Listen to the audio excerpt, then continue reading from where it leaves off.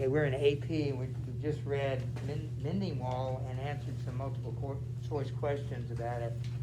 And I was just pointing out that the test, remember, is in two parts. The first part is an hour long.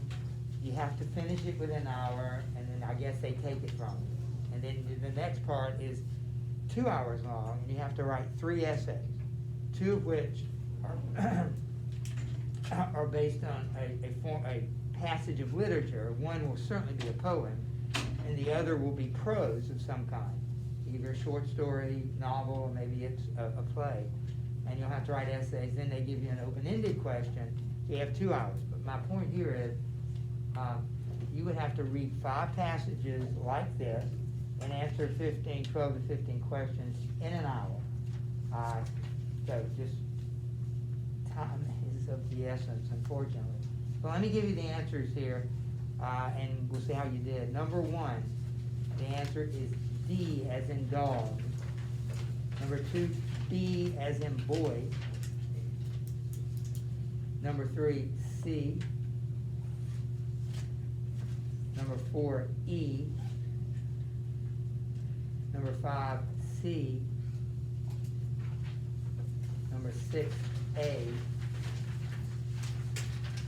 Number 7, B is in boy. And number 8, E.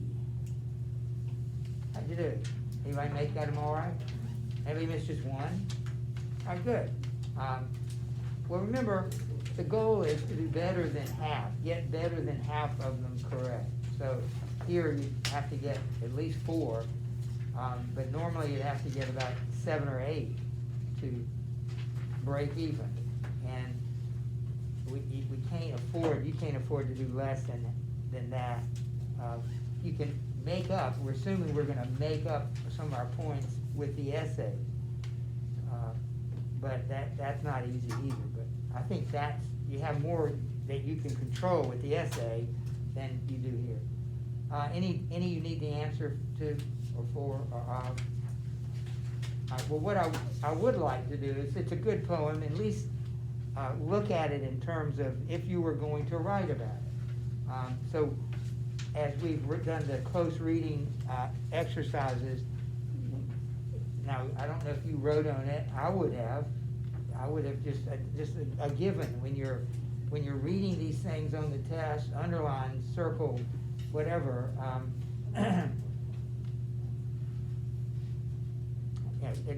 You can't use marker or highlighter, you use pencil, and I think you write all over it. So I would do that. So any thoughts about the poem in general? I have a few odd thoughts that we'll get to, but again, you would be asked to what is the meaning and what are the means by which the author conveyed that meaning. So any thoughts, I can call on you, but any thoughts about what he's getting at? The big picture is always important. Karen, what do you think? Well, I think what he's kind of trying to say is, like, his neighbor is stuck in this belief of, like, walls make good neighbors, like separation, and he's trying to say, well, maybe you could, like, think for yourself, and maybe it's not necessarily the best thing. So I think it's kind of trying to emphasize that you shouldn't always just accept what you're told, like, just accept beliefs that have been handed down to you. So I appreciate the fact that you realize this is not just about fences. This is, although all poems and all stories deal with something concrete, they always go beyond that to something more abstract, some idea. So good start. The question is, and you may have stated it differently, but what are the means by which the author conveyed that idea? That in your case, you're challenging tradition and challenging accepted. You may have thought of it as something different, but this is where, when you go through, come down to, do you see any metaphors? Do you see any rhyme? Do you see any meter? Do you see any irony? Do you see any contrast? Do you see personification or any of those typical figures of speech as well as paradoxes? So, Colleen, what do you notice? And your meaning might have been different than Kieran's, but what do you notice? What are some of the devices that were effectively used in the poem? I guess, I don't really know how to explain it, but I guess the fence itself is a metaphor in itself. Because, like, of course, every absolutely, no, but don't think that's not important. Nobody said that last period. You know, maybe they said everybody's thinking it, but start there, very good. But, yeah, well, lots of people put walls up because of certain beliefs and they feel like they need to separate themselves. And really, that's not how you should do things. You should tear down those walls and work them together. I think that's kind of what he's saying here, so.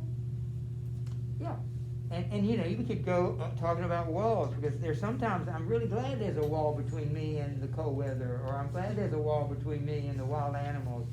I'm glad there's a wall around my castle, so that the barbarians won't break in and kill me and my family. And yet, there's certain walls we don't need and don't want, so good, it's a symbol. It's a symbol, I don't know if this is important, but I like this idea. Symbols, you know you're dealing with a symbol when there's a literal wall, right? There's a wall here. Nobody would doubt that. But that wall has another meaning. You're dealing with metaphors when he's talking about elves. Or when he's talking about, where's the other metaphor? Loaves. There are no loaves there. He's comparing something. There's no loaf of bread here. There's no witch doctor here that's casting spells. Those are metaphors. There's a wall, which is a physical object in the poem, that has another meaning. That's why we would call that a symbol. I don't think they're going to be too picky about that, but I think that's important to recognize the difference. Yeah. Well, I really enjoyed reading this poem, and one thing that I really liked about Robert Frost's style in writing it was how he took on the character of the narrator, not just the writer. You know, how it was first person, and I really liked how when the person whose point of view this is was starting to question his neighbor's beliefs, you could really feel him thinking it out and debating with himself. And he started out by stating what he's been told is true and then starting to question it. And I thought that was very realistic. So questioning is a lot of, that's part of his strategy here. His style is questioning ideas, stating those, and then questioning. Yeah, Sarah. I like how he referred to his neighbor as a pine and him an apple orchard, because Yeah. it, not only does it show like the drastic difference in their personalities, because the two are very different, but it also like really describes them. Like you think of a pine that's like original and basic, and an apple orchard, there's like, it's constantly blooming and forming new And you can eat them. things. You Yeah. can't eat the pine cone. You can eat the apple. No, don't know. Very good. And what would you call that?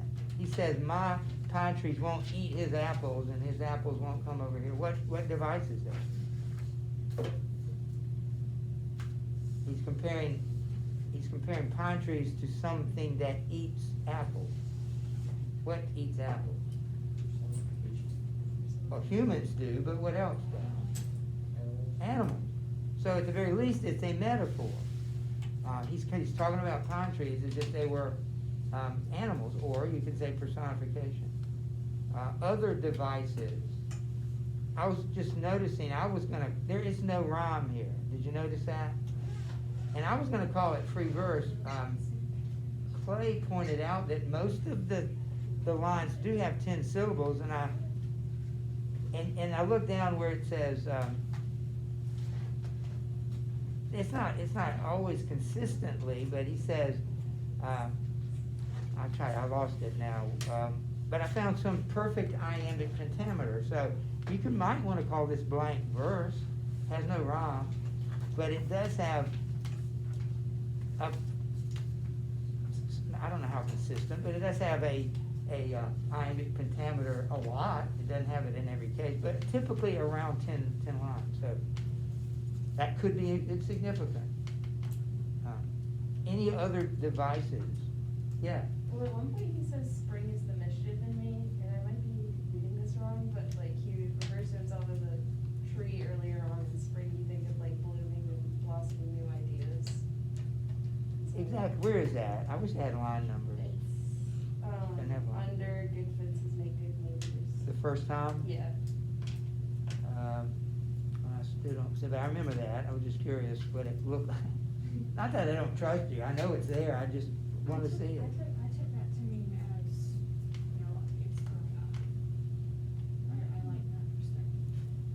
Yeah, and you said that spring is there is something about the newness of spring. So he kind of uses spring metaphorically or symbolically there. They do this in the spring, right?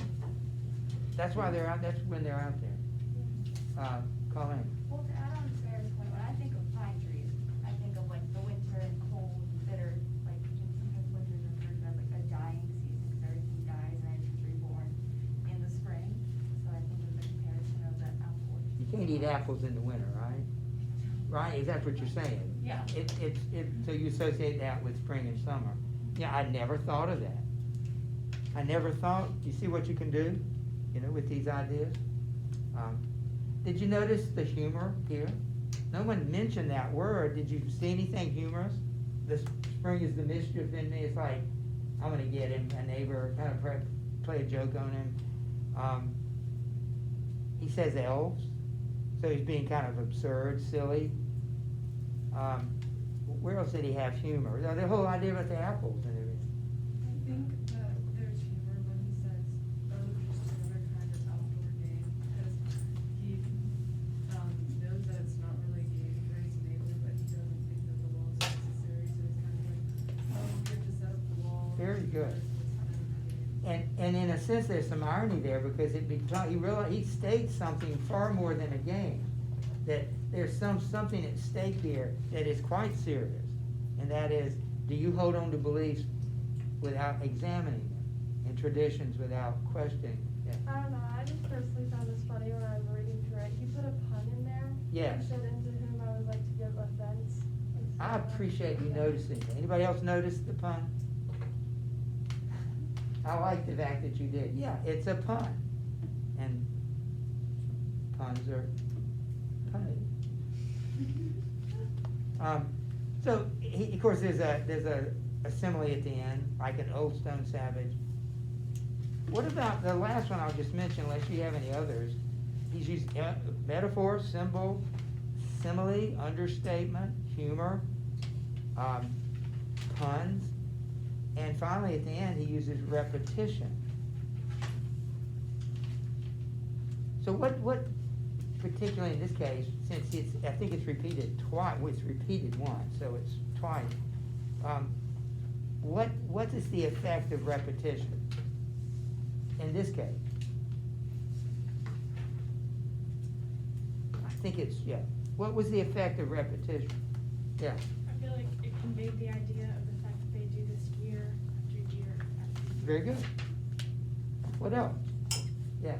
I also feel like it's like when he said good fruits make good neighbors, it's like he's repeating what he's heard his whole life. Like it says at one point, he will not go behind his father's saying. So like it's just like going through the motions for him, repeating it. And what happens yeah. Oh, sorry, this is different. I just was gonna say, I just think it makes him seem a whole lot more stubborn to like listen to everything his neighbor says throughout the whole thing and then say the exact same thing. Well, that's what, you're kind of saying the same thing. It's like, we made no progress here. He's still saying it. But does the meaning slightly change the second time, or at least the tone of it the second time? Don't you, that's what you're saying, right? He says it, he points out, here he goes again. The first time you might have accepted. The second time he makes that point that here he goes again. I'm so tired of this thing. He doesn't even know what he's talking about. Sometimes repetition does that. You remember Mark Antony at the funeral of Caesar? Remember he says, and Brutus is an honorable man. Then he talked about how he's not honorable. He said, but Brutus is an honorable man. Then he talked about he's not honorable. He said, but we all know Brutus is.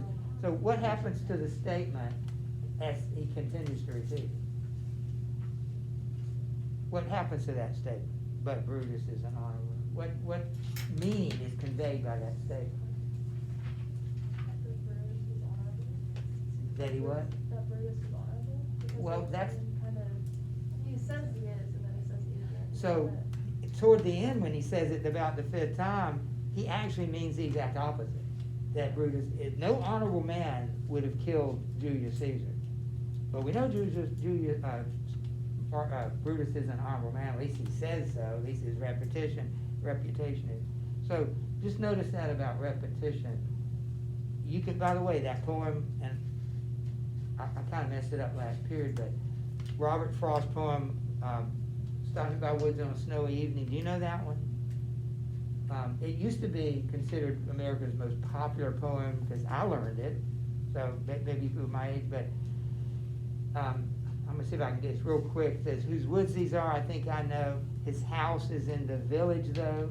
He will not see me stopping here to watch his woods fill up with snow. My little horse must think it queer to stop without a farmhouse near, between the woods and frozen lake, the coldest evening of the year. He gives his harness bells a shake to ask if there is some mistake. The only other sounds the sweet of easy wind and downy flake. The woods are lovely, dark and deep, but I have promises to keep and miles to go before I sleep. And you know how he ends it? And miles to go before I sleep. It's fascinating to analyze that poem because the rhyme scheme is A, A, B, A. And then the next stanza, it's B, C, B, B. And the next stanza, it's C, D, C, C. You see the pattern? He takes one word from the previous stanza and uses it as the rhyme in the next. But what happens when the poem comes to an end? Like, the rhyme is A, B, A, A. So what happens at the end when he's down to D? It should be D, D, E, D, or D, E, D, D. But it's over. So what does he do? He rhymes every one of them. And what he does at the end, he repeats the line, and miles to go before I sleep. First time he says it, I've got a long way to go. I've got a long way to go. You know, it's that kind of thing. The second time he says it, it takes on all this meaning, and it's almost like he didn't think of that until he got there and said, wow, look what I just did. This is perfect, a perfect way to end it. So repetition is significant. Don't forget, it's your obligation when you write about these stories and poems. Everything you say must be connected to the meaning, whether it's rhyme, form, any of these devices. That's the joy of it, to find how he got this message across. So anyway, we can put that away. I want to give you some notes. I thought I had, so at any point you say, hey, we've got these, please stop. I don't want to give them to you again, but we're going to spend some time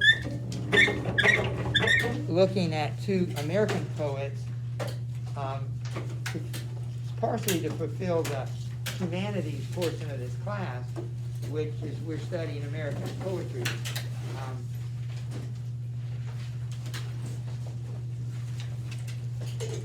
And these two, in this century, in the 19th century, and these two authors, poets, go together, and they are Walt Whitman and Emily Dickinson.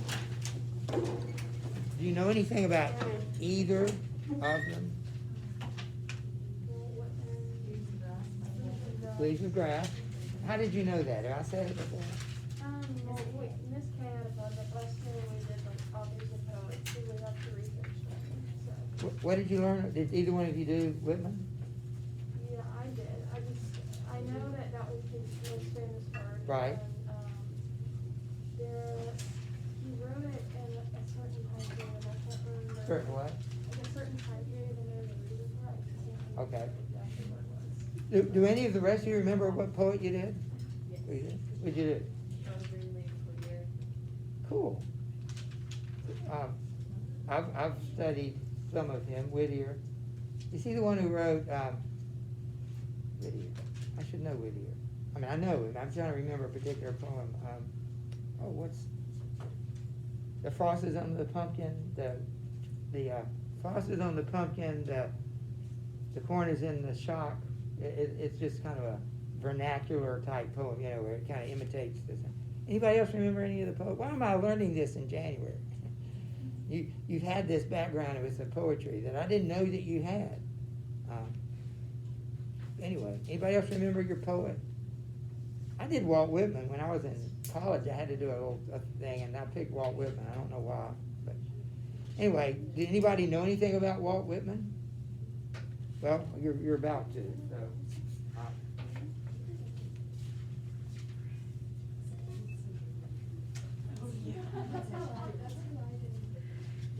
Jackson killed it though. She's like,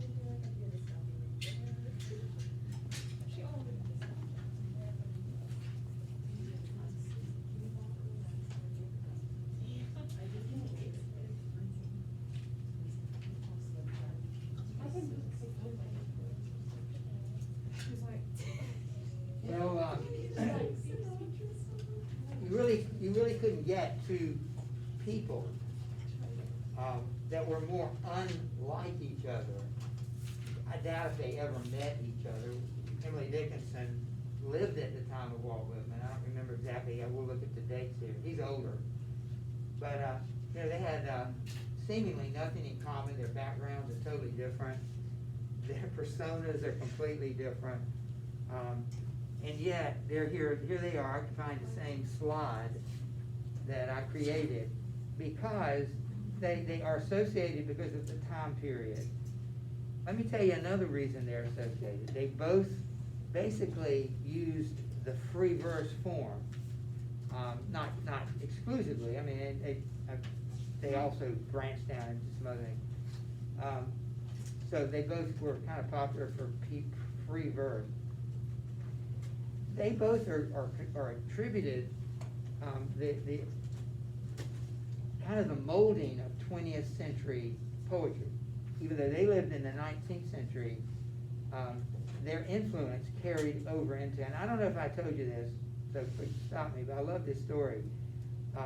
Stephen Crane, have I told you this story, went to a party, and he was just a young writer. He wrote Red Badge of Courage, we're going to read, and I can't remember, William Dean Howells. William Dean Howells was a friend of Mark Twain and a realist.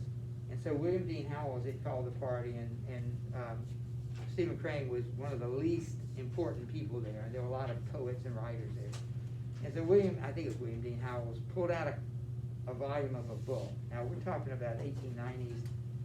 There wouldn't have been many, but he took out a poem anyway, and read this poem, and it changed Stephen Crane's life. And that's another odd, you'd never associate Stephen Crane with Emily Dickinson, but William Dean Howells read a poem by Emily Dickinson that Stephen Crane, war correspondent, manly man, wrote about war, realist, and it changed his life. And this is how it was described. He heard a person, a poet, speak in her own way. Not trying to model herself or imitate other people, but it was like a fresh new voice. It wasn't the content or the style that necessarily, he didn't imitate that. He never wrote poetry that I know of.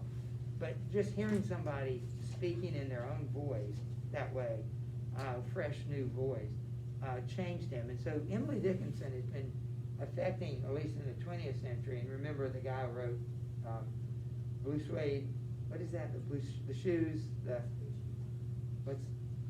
and I got that wrong, blue, something about blue. You read it in 9th grade with Blue Like Jazz. That was Elvis Presley, Blue Like Jazz. Remember, he makes the comment that that every boy falls in love with Emily Dickinson. I thought that was hilarious. It was just so silly, but maybe he was serious. But she had an influence on modern writers, as did he. So you couldn't get much different. We're going to start with Walt Whitman. You don't have to write these down, but these are things that we're going to just briefly look at as his when and where. Well, I always think that's important. His early life, why did he become a poet? What about Leaves of Grass? And what about his style of poetry? Those are the things. So, born in 1819, so 73 when he died. Is that right? Yeah, 73 when he died. A New Yorker. New Yorker, is that how they say it? New York? Brooklyn.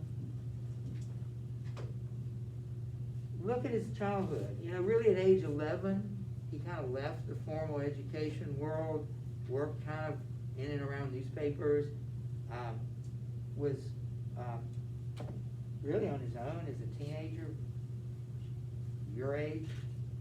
So he didn't have a, strong family background. He did have a brother that fought in the Civil War, and one of the things he did was he became a nurse. He nursed his brother back to health, and continued to do that throughout the war. And, so he's considered a Civil War poet. You wouldn't say that about Emily Dickinson. I can't remember when she was born. I think it was before the Civil War, but we'll check that later. But he wrote about the war.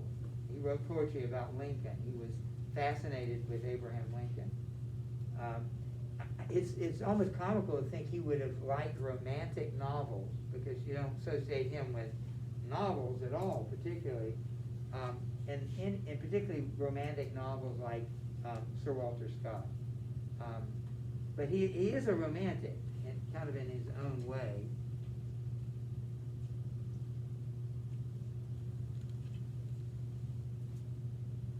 And if we lined up Emily Dickinson's background right next to his, you'd see so many differences. Yeah. Didn't he, he started writing for the newspaper, and then at the time he was writing for the newspaper, I think they disagreed with something that he was writing about, and so I think they might have fired him or something, or threatened to fire him, and so then he went and he worked as a nurse, I think, and then Okay. came back and he started writing again. Well, that makes sense to me, because the very next thing we're going to look at is the fact that his poetry was considered controversial in some degree. I'm sure it wouldn't now, because he was espousing things or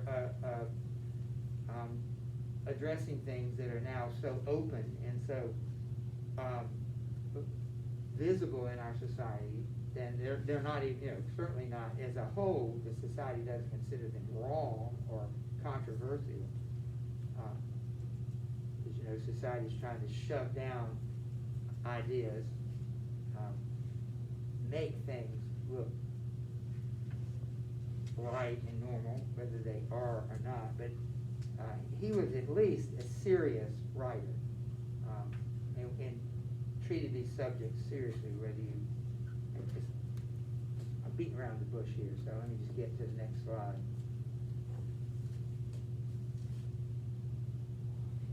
All right, so his work was considered controversial, which we're not there yet, so let's hold off on that. Because he didn't really have a career, he had time on his hands, and maybe it's sort of the image that I grew up with, thinking about writers. All they do is write, and they just walk around and observe. He did that. People thought he was lazy, didn't have a normal job. And it's true that people like Chaucer, he had a job his entire life outside of writing. Shakespeare was the manager of a company of actors, was a businessman. Dante was worked in the government. He did several things. This is sort of a modern idea of the writer being just the starving artist. He quits normal life, and he just paints and writes and goes to bars at night and stays up all night, carouses, and sleeps late and writes some more. The greatest writers of all time weren't like that. But Whitman was a genius, and as was Emily Dickinson. Leaves of Grass, the one book that he really published, I think you'll see this later, but Drum Beats was I don't know if he published that separately, but he made an impact on Ralph Waldo Emerson. He sent him a copy of his first draft of Leaves of Grass edition, and that was the understatement of the political year. Emerson said, "I greet you at the beginning of a great career." And it certainly was that, a great career. It almost seems like understatement. But Emerson recognized the worth of Whitman's writing. And I showed you the picture earlier. I think that's sort of an image. The average man, he's not well dressed. The beard, that was sort of an image like Mark Twain's image of the country gentleman, the white suit, the pipe, the cigar, the southern gentleman image. Writers have to sell their products too.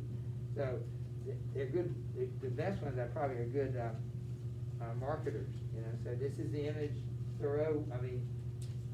Twain culture, and that was the image that Whitman did. I think he's up there too somewhere.